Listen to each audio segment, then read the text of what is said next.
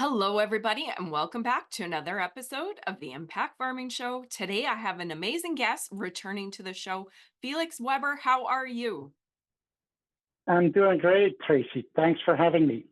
I am excited to have you back, Felix, and we are going to be talking about egg drones. So, for those of you that caught the last episode, you're going to love this updated episode. And as I mentioned, we have Felix Weber from Egg Business and Crop, and we're talking all things egg drones. So, Felix, why don't you tell our audience a little bit more about you, your background, and your company? Well, the background I'll make short because I'm sure in the last episode we talked about that enough. But I've been in business with drones since 2011. With at that point it was mapping drones.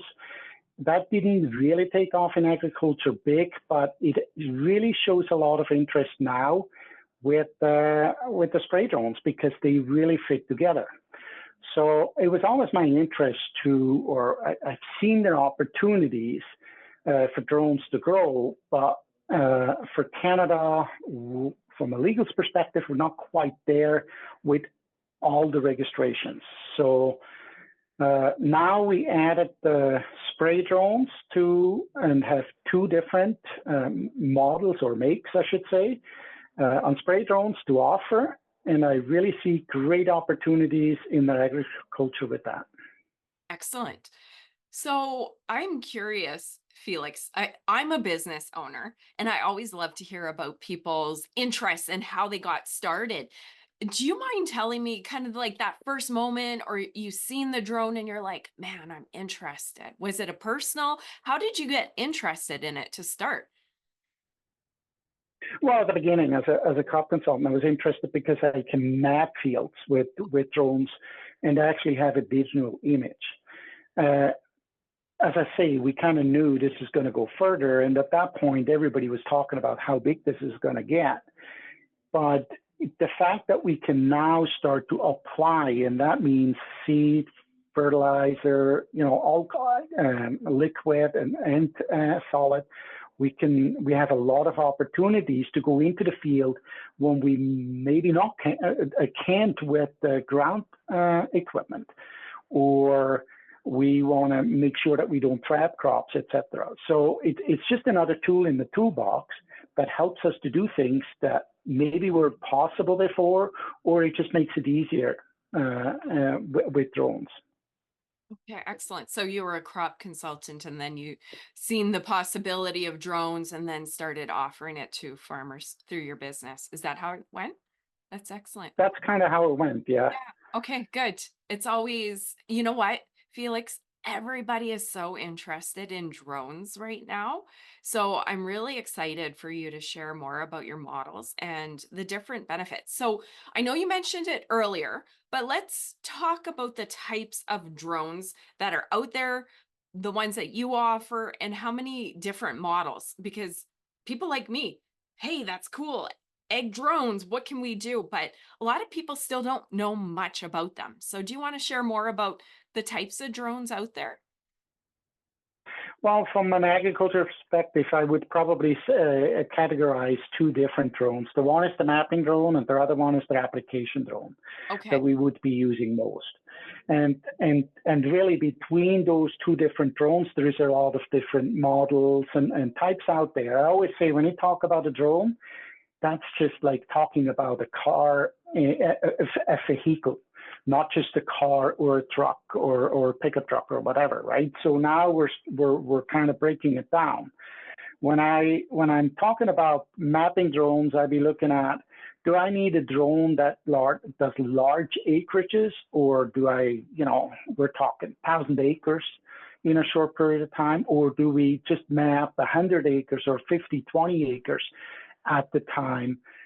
That kind of decides what drone I'm using. It also decides a little bit, what area I'm in. Is it a populated area? Is it small fields with trees around it, etc. And obstacles in the field. So that's kind of the one category that goes over to the application drone. Can I apply seed with it? How big is it? Do I do large acreage or do I want to stay small? Because the regulations are a little bit different on smaller drones. So when we talk about regulation, anything under 25 kilo is easier to from a regulations perspective, to use without needing other permits or without from a certificates perspective, we can fly that easier. So I can buy we sell drones, a drone that is under application drone that is under 25 kilos. Makes it very easy. You can fly 2, 3 at once. Obviously, that has disadvantages because your per drone application per hour is less. So then the biggest drone at this point is the 50 liter or drone application. And then you look at speed, how fast they apply. You know, you got a 40 kilo drone that applies at 15 miles an hour compared to a 50 liter drone that flies at 31 miles per hour. So obviously you're going to be applying a lot more, quite a few more acres in an hour with the faster speed and the bigger tank, so you don't have to refill as much. That's awesome. That is so cool. Okay, so those are the two types of drones: application drones, mapping drones, and then the sizing. That's a great explanation. So I know when we look at drones and using them in agriculture, there's really three main benefits, uses that we have. And I'm going to say them all, and then we're going to chat about each of the different uses. So there's elevation mapping, application drones, and then crop health checking. So Felix, bear with me because I'm really new on drones, and I'm sure a lot of people in the audience are. I mean, maybe some are researching, some have a drone, but I'm going to ask you some one-on-one questions too. First off, let's start with the elevation mapping drone. But can you, for myself and the newbies to drones, talk about elevation mapping, but even as easy as using them? Like, how does that all work? Like, I've never touched a drone. So can you be like really 101 for myself and anybody else that's new in the audience, when let's chat about elevation mapping, and then kind of like you're talking to a newbie here, if you don't mind. Yeah, no problem. So the difference between elevation mapping and crop health mapping might be the camera that you're using with that drone. So if I do an elevation map, I want to have a high resolution RGB, which is a normal visual camera, something we got on the phone, just as big as a sensor as possible, because that gives you accuracy. And then you have the crop health camera or sensor that potentially can be an RGB camera, and you have to extract that information, or it is a multi-spec camera that has different wavelengths that it records on different lenses and keeps that already apart, so that the different wavelengths that it collects is going to be more clear when you process that information. So depending how big you are, how much you're going to use that, maybe an RGB camera is going to be just fine for what you're using it for, to give you a good idea. If you want to go really in details, and I'll give you an example. So I started out with an RGB camera, and it was always hard to kind of differentiate between corn that was a different variety in the field and corn that really was different in health. And when I have a multi-spec camera with red edge and NIR and mix that from a calculations perspective, there's all calculation in the background, I got a much better result of crop health. It really filtered out, it helped me to filter out the varieties, the different colors in it. So really it depends how much you use it at the end of the day, and what you want to get out of it. From an elevation map, it's just an RGB, and there it becomes, the accuracy is dependent on the GPS that you're using with it. So do you have RTK with it, and how accurate is that RTK? RTK doesn't tell you the accuracy just with the name of RTK, you have to look at what RTK you're using to make that accuracy afterwards. Or you can have ground control points, and I know that goes way too much into detail, but you have basically points on the ground that you know exactly the elevation, like the elevation and the coordinates of it, where that point is. And when you process the data afterwards, you use them as reference points. So you have a few in the field and you actually calibrate that image after to exact elevation. Now, if you're doing that for drainage, you obviously want to have a good, accurate elevation map. If you're just doing it, to kind of get a general idea, it doesn't have to be accurate to the spot. It might be just important to have it accurate within the map itself that you see the differences. So there's a lot of layers there that you can look at, and every layer is going to cost you a type deal, right? So the more accuracy you want or so on, there's going to be a little bit more of a cost. Do you really need that or not? Is a decision based on what you're using their information for after. Okay, and that's what I was going to ask. And forgive my newbiness on this, but in which situations, where are farmers elevation mapping? What are they looking to know and use that data for? The elevation map is probably mostly for drainage, I would say. You can do an elevation map on bare ground and then on crops, because if you're doing it with drones, you basically do a service map, so you can layer those two maps over top of each other, and you see the difference of crop height. And look, short corn with the same variety in the field compared to long tall corn growth, it gives you obviously some information right there. But really, at the end of the day, what agriculture is going to use those drones, or mostly use it for, is for crop health. So when you got an application drone, you want to potentially use the mapping drone before to have a good boundary map, an accurate boundary map for one, and the crop health. So looking at the difference within the field, because if their application drones from a boom width are not that wide, you can do much better variability within the field than with a field sprayer that has a 60 to 90 foot boom.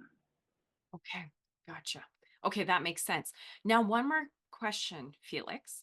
I've never held a control. I've never operated one of these. So these drones, bear with me because I'm trying to get the feel of how farmers use this, and I haven't. So, and maybe somebody in the audience hasn't either. How does it work? There's a control. Is it synced to phones? Where do you see the data? Does it stream to your computer? How does that all work? Maybe I'm going a little detailed, but I'm curious. Actually, you're pointing something very, very important out. Is it on the phone or is it on a controller? It depends on the drone where you see it. Like I have one drone that I'm controlling with my phone, which is great, right? Because I can use a SIM card in there, and I use SIM card in a drone, and as long as I have cellular network, I can go behind a bush, behind trees, and I'm not losing the signal, right? It's not line of sight anymore with your connection to the drone.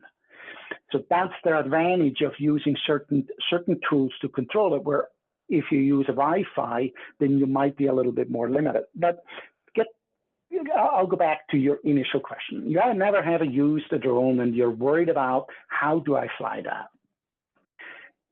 The drone industry is so advanced today that it's made for people that don't know, like it used to be. When you let the stick go, the drone stays where it is. It's GPS. It has a GPS connection. It stays relative to where it is, depending on the quality and of the receiver, like the GPS receiver that they build into it. But really, it's made very easy to fly. The bigger part that you have to look at is you need I'm going to call it a driver's license. If a drone is more than 250 grams, you need a license to fly those drones, because you're now in traffic in the air. Now that's three-dimensional. So it's not like on the road, you know exactly where the other one is. It could be anywhere. Now with the agriculture drones, especially with the application drones, we're flying obviously very low with them. 50 feet. When you apply, you're at 15 feet above the crop, or you may go over obstacles and so on. So you're at the low altitude, probably most times under 50 feet, or where a mapping drone might be up to 400 feet because that's our regulation in Canada. If we stay under 400 feet, then it's you don't necessarily with specific drones, you don't necessarily need a permit as long as you're in uncontrolled airspace. So you have to learn the law a little bit. What can I do? What do I be allowed to? And if I want to go beyond that, what do I have to do that I can fly there? Oh, I'm glad we went there because I was having a conversation with somebody about drones the other day, a farmer that was super interested, and they were asking too. They're like, when do you need a license? So that's good that you touched on that to give our audience a general guideline. And of course, if they're interested, they can ask you more questions. Okay, that was fantastic. So, elevation mapping, we covered that. Do you want to add anything on that before we go to application drones? No, I think as I say, elevation mapping is really a small part, but I would is gaining interest in drainage part.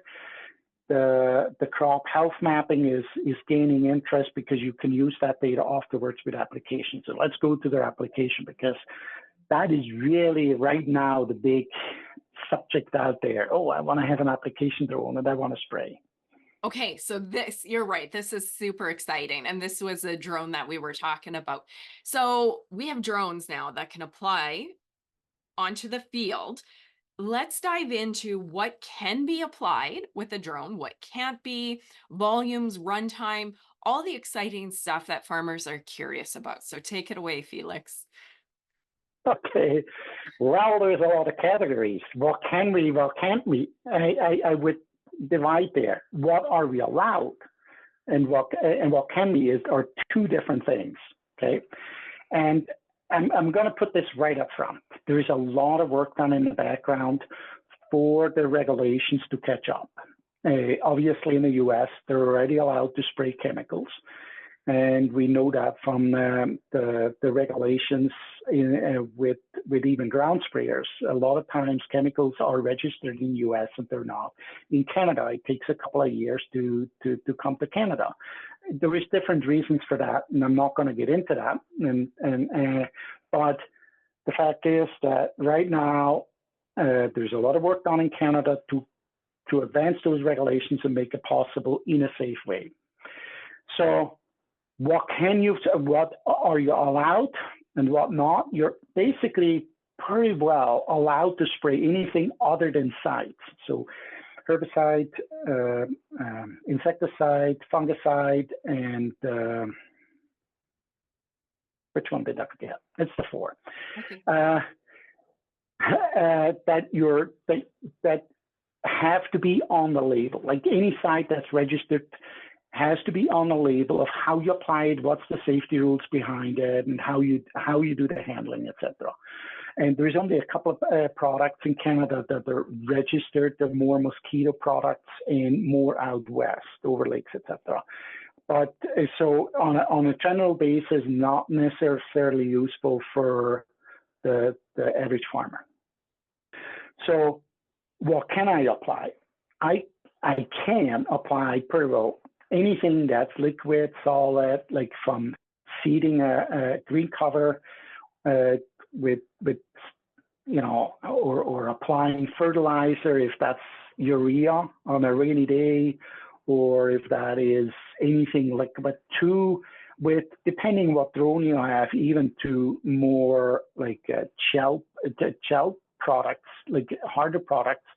And that depends a little bit on the drone, which drone you're using. And that's probably something that I'm going to put out there and say, hey, look what pump you got. Can I actually apply, right? So where one drone would say, hey, you can't apply any mixture that is powder, solution that was mixed with water to make the solution, it may actually clutch the pump or the nozzle much more. Where another drone, because it has a different pump, would be no problem applying that. Okay. I'm gonna go a little 101 again because I guess I'm a visual person. I just need to see this, and I know you have pictures and all that good stuff on your website. Let's say for seed, I have a low spot and it's been a wet spring and I want to get a low spot seeded. So I'm picturing a drone. You fill it with seed? Like, what is the volume? Just bear with me, Felix. I'm interested how that works. It's on the ground, we fill it with seed, and then we send it up, and then it seeds the field? Yes, you got it on your phone or on your monitor, like on your controller. You got a boundary map put in, and that comes either from a sprayer or from walking around the field to do the boundary map, and you walk around the obstacles and exclude those areas where you don't want to fly. That's the first step, and for that, that's really the preparation that you have to do, and the most important part, because that prevents you from flying into a tree or so on. And so if you got a very good map, and then as a where you applying where you can fly with that, then you may, and you do that once if you have an RTK map, and you can redo that all over and save it on monitor or on controller. And there you now can say, hey, I want to apply this area here as an example, right? And then all it does is you fill it up, it goes out and applies. You have the capability on those monitors to say, I want to apply that much. So I want to fly that speed, have, uh, so many gallons per acre. You can even, with some of the drones, there's the one with the conventional nozzle and the one with the rotation nozzle, and the rotation nozzle, you can change the speed. So you can actually change the droplet size on those rotary nozzles. Do I want to have a small droplet or a large droplet, etc. You're setting that there is ways of calibrating that drone with whatever you're applying. That's something that, no different than a ground sprayer.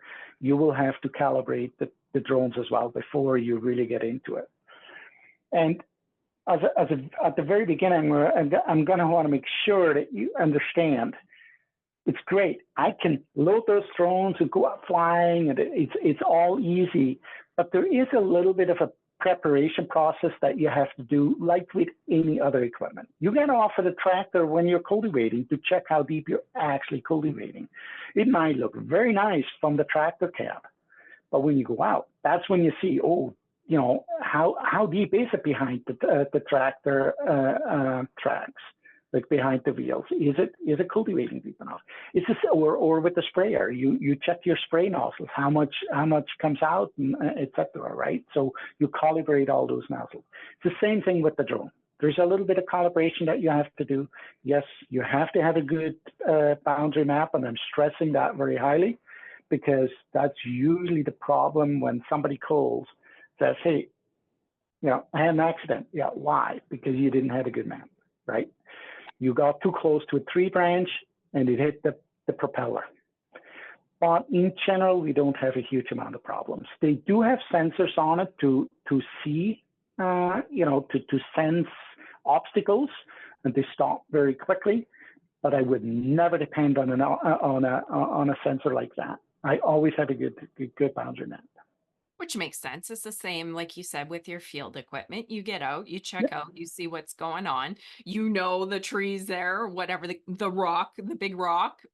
Same thing for the drone, right? Well, how many images, how many videos have we seen on YouTube where the guy goes with the self-steering and drives into the ditch because he falls asleep, right? So same idea, right? Yeah, You got to be awake and know where you are and what you do. exactly. People still required at this point in all agriculture. Exactly. Yes, good. Okay, that's fantastic. That's really neat. I would love to see one of these egg drones going. Okay, so application drones. Is there anything you wanna add there? What you can apply? We spoke about that runtime, volume. Anything else interesting you wanna add for farmers to know? Well, the interesting part that I would add is not every drone is the same. Within the spray drones, there is big differences and small differences. What is important for you? You know, does it for you have to be on a single monitor everything? And there is disadvantages and advantages for that. Is it okay to have it on a phone and be connected to the drone that way? Because I can import this and work on a phone instead, right? How big does or what pump do I need? What do I apply with it? And within the software, there is differences that may tell you, may give you options that you may need or not need. So investigate which drone you're buying. The other thing is find somebody that you trust and get the support with. A big difference that I see is from a repairs perspective. Look, any equipment you bought, you probably had to repair, and the drone is not going to be any different. So make sure that you get the support behind it. And maybe have either your supplier of the drone being close or accessible in any way to do those repairs. Because some drones you pretty well can repair yourself. Others you will not touch because they're so complicated to repair. So that's a big one right there. The other thing is, where do you get your training? How do they give you training, and how knowledgeable are they? Are you going to get training in a course and they show you how to operate it, or do you have to learn it on your own? All those things are very important. Okay, that's great. Now, with the bigger drones, I want to put that out there. Anything over 25 kilos, you need at this point an SFOC, Special Flight Operating Certificate. So you got your certificate to fly, but because it's a heavier drone, you need that special flight certificate to either, because it's heavy, or when you have a lighter drone, you fly in controlled airspace. So in airspace where there is commercial activity with aircrafts or close to it, and so on, you learn that in the course. So that needs a specific application. Not really a big issue. You just have to be aware and have to have the connection with somebody to help you to do it. Okay, that's great to know. Okay, so elevation mapping, application drones. I know you touched on crop health. Do you want to go into that a little bit deeper on its own, or have you shared enough on that one? What do you figure? I don't know. I think if there's questions about that, I'd be happy to answer, the phone or emails, or hopefully you even come to our location and see it. So you said, oh, I would love to see it. We're happy to show you. We got the drones here. The one I want to touch on is probably, there is opportunities where I've seen crops that we were not able or not as easily able to interseed into a crop. And now suddenly, especially say Eastern Ontario, where it was too short of a season to have a good green cover or a good plow down, now you got the opportunity to apply that into the crop without doing any crop damage and much less weather dependent, as an example. So I've heard of clients and farmers that had tremendous success with that. It's just easier to pick the time when to go, right? Or again, when do you want to apply fertilizer in your, I always said, when I was planting my winter wheat, I farmed for 20 years. When I wanted to apply nitrogen, my third rate of application of spoon feeding the hard red wheat to get that extra protein, it always rained and you couldn't drive in, or you didn't have the rain for a long time after. And now I can apply this while it rains. So I know it's going to be taken up by the crop fairly quickly and very good. It's available to the crop. So just another opportunity to help the crop along. Or you see a stress, like, and you can go in and oh, I really got a stressed area in a corner there, and I can help that stress along. And I would assume that the spraying isn't going to be long before it comes. It may take a little bit of time, but they'll be here in no time. And then looking at fungicide applications in corn and potentially in wheat again. Weather is usually not favorable when you should be applying, so now you got the drone to apply. Excellent. And you did a beautiful job of already going into the next question, but I'm going to ask it anyways. Return on investment. As any farmer, we sit there and go, okay, I think every farmer, anybody watching this, Felix, they're like, I want one. But any business owner, we go, okay, how do we justify it? And you've touched on it throughout, and everybody listening, watching, they're going, oh, okay, that makes sense. But do you want to touch on return on investment for buying an egg drone? The big question is always, can I give you numbers, right? And I every don't need to every know. operation is yeah, every operation is different. But I hope I listed enough examples where you can get the return very quickly, because you really don't have to do a huge amount of acres. And right timing is and potentially the fact that you're only spot spraying where you weren't able to do anything before or did too much crop damage driving into that field. I mean, I've seen examples just for the fact that I had a map. The farmer had a map in a potato field, knowing when that the blight started in a corn. They're able to start on the other end spraying, not spreading that fungus across the field, and know exactly where it was at their end, because it started to rain and he was quickly going and spraying that anyway. And that's potato. I know it's a high return crop, but that farmer basically said, unbelievable how fast I was able to repay that equipment. And it's just, remember, it's a tool in your toolbox.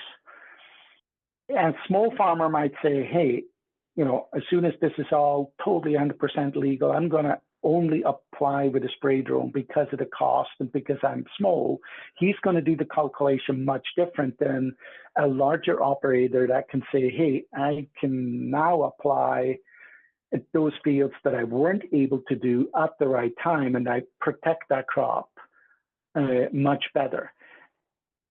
Are you going to look at the cost of application, or are you going to look at the return of the extra bushels or the better quality in crop afterwards? Exactly. And to me, I don't think we need numbers or calculations. It's just the tool and having the ability to do something that you couldn't do elsewise. Just like you said, you Otherwise, don't, you go, okay, I won't be able to.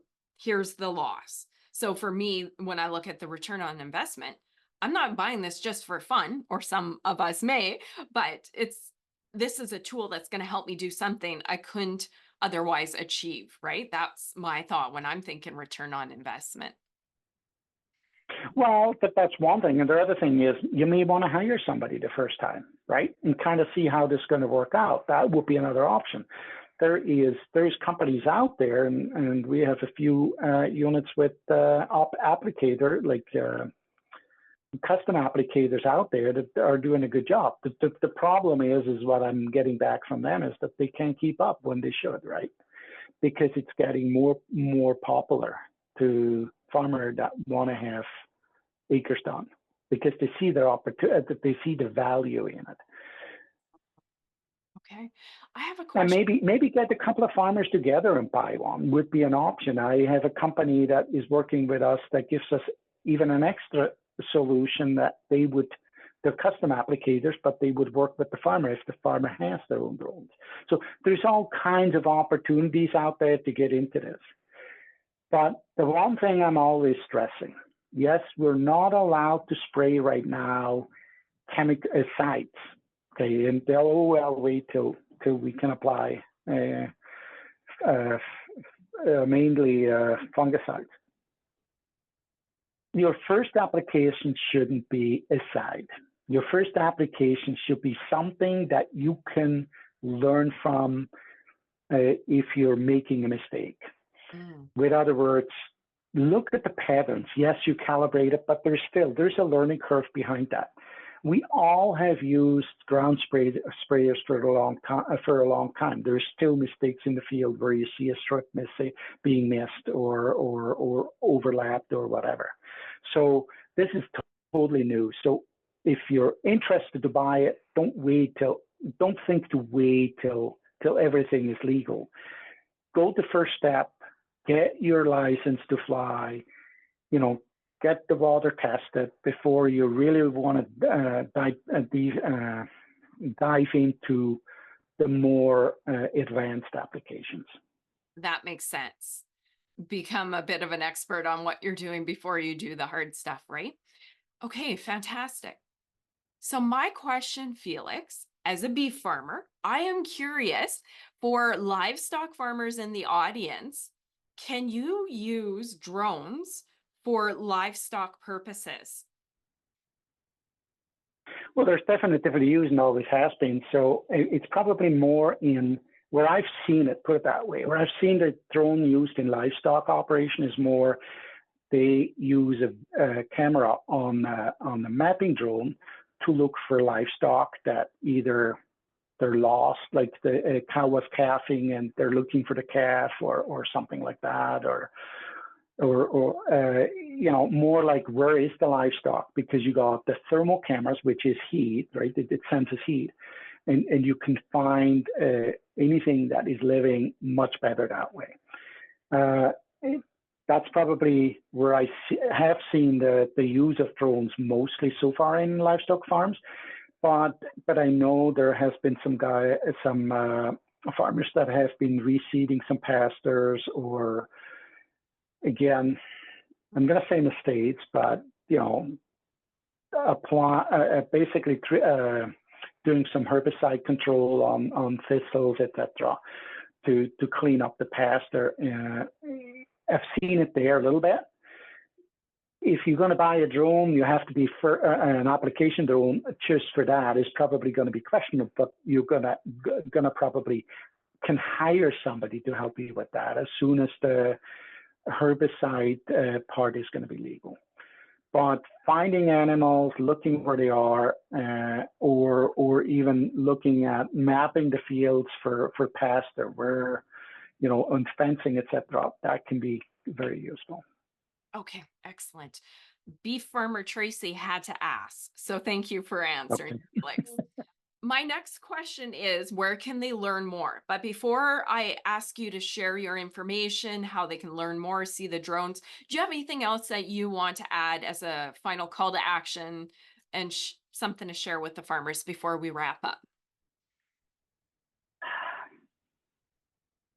I can't think of anything right now, and I'm sure as we hang up, there's probably something that comes to my mind.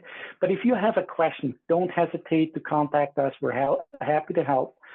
What we're trying to do is help the farmer from basically, oh, I don't know anything, to, hey, I know everything. I just need the equipment, to the training, to if you need an SFOC, a Special Flight Operating Certificate, we'll connect you with all those pieces. Or if you need a trailer for it, we're designing specific trailers for carrying those, refilling, because that's a big one. If you have especially multiple drones, you want the time on the ground counts.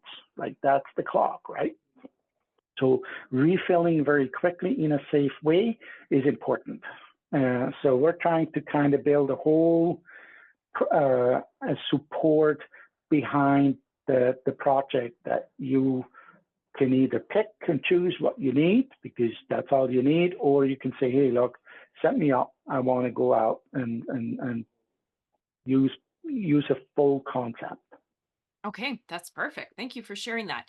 So, if farmers want to learn more, how can they connect to you? Call me on our phone. I'm not sure if you're going to have our website and telephone number up afterwards.